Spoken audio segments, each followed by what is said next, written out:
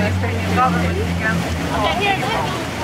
You have things like whenever you speak English, time and chance, let's read our message and sign it and join your voice to our concern about people together today, those people who died, innocent people who died because of political greed, because of political interest. We should not pay such a high price. Ukraine should not pay such a high price. Palestine, Libya, Ukraine, it hurts to see civilians die. So thank you for listening to us, and please read our text and join your voice to ours. Thank you.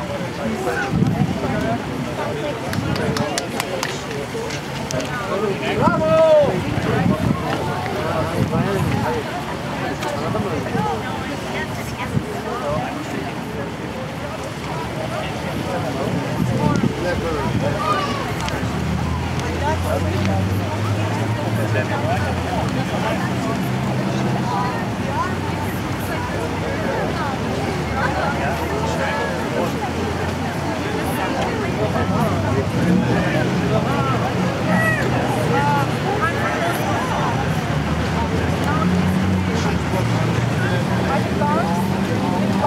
Testing. Okay. Thank you, Helena, and thank you to the organizers of today's event. My name is Kevin Scarrett, and I'm honored to have been invited to join my voice with the voices being raised here today. Je m'appelle Kevin Scarrett. Je suis un militant avec un groupe anti-guerre qui s'appelle No War Pay. No War Pay, c'est le groupe anti-guerre principal dans notre région. Et on est connu pour notre militance contre le rôle du gouvernement du Canada dans la guerre en Irak, en Afghanistan et plusieurs autres. No War Pay is the organization that I'm here speaking on behalf of. And No War Pay is an Ottawa-based network of anti-war, anti-racism, and civil liberties activists that has been active here since 2001. Over the past 13 years, we have worked to fight the post-9/11 attacks on democratic and civil liberties. We have organized to fight the move to war and to resist the racist targeting of Muslims and people of color. We have also organized to oppose the involvement of the Government of Canada in the wars in Iraq and Afghanistan, involvement in the U.S. ballistic missile defense program, the 2004 coup d'etat that overthrew the elected government of Haiti, and we also work against the government's security certificate program. This experience over the last 13 years has taught us a great deal about the dangerous policies and engagement of the Canadian government and its agencies, including its military involvement.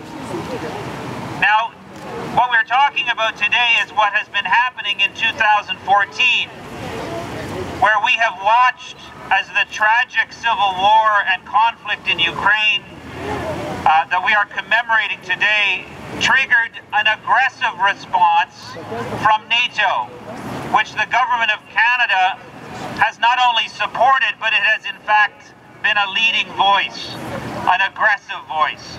Since April, and I've been reading about this just in the number of days leading up to today, Canada has been sending Canadian Armed Forces personnel, weaponry and equipment to several countries of Eastern Europe as part of a surge of NATO militarization in and around Ukraine. The official national defense reporting of this activity under what is called Operation Reassurance, not a very reassuring operation, this involvement includes, and I have a short list of what Canada is sending to Eastern Europe. First of all, an air task force with over 135 troops based in Šiauliai, Lithuania. 6 CF-188 Hornet fighter jets, also based now in Lithuania, and those jets are armed. They're not unarmed jets, they are armed for combat. A maritime task force deploying HMCS Toronto, which carries some 250 personnel and a CH-124 Sea King helicopter. That is operational in the Black Sea. And then I found this looking last night, and this is very serious, and we should look at this very seriously. Canada is involved in a series of joint NATO military exercises in Eastern Europe, including one Canadian-led exercise this past summer called Pegasus Corps Arts. That exercise, according to our own national defense, our own military, is described in this way. This is a Canadian-led initiative conducted in the Drausko-Pomorsky training area of Poland. It focused on close quarters battle training in urban settings and was designed to improve skills such as room entries and clearances. So this is the Canadian military involved in NATO training exercises, training people how to raid people's houses in urban civilian settings. This is very disturbing.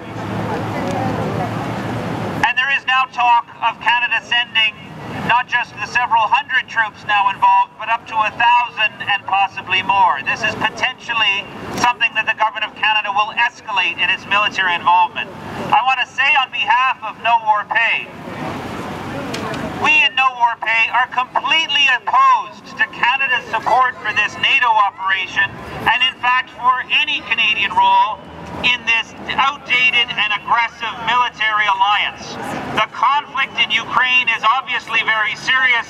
It has led to thousands of deaths, and as we've heard from Helena and others, the destruction of unmeasured volumes of housing and social infrastructure in the eastern part of that country. We greatly regret the loss of this life and this destruction, and we call on the Government of Canada to withdraw these troops and this weaponry from Eastern Europe. We were encouraged to learn more recently of the September 5th ceasefire agreement between many of the parties involved in this conflict. We hope that this agreement may prove to be a decisive turning point away from the continuous war-making and towards a peaceful resolution of Ukraine's conflicts. So I want to say, just as a final word, in response to the organizers of this gathering today, we do join our voices with yours, and we say no to war and yes to peace. Thank you very much. Merci beaucoup. No to war.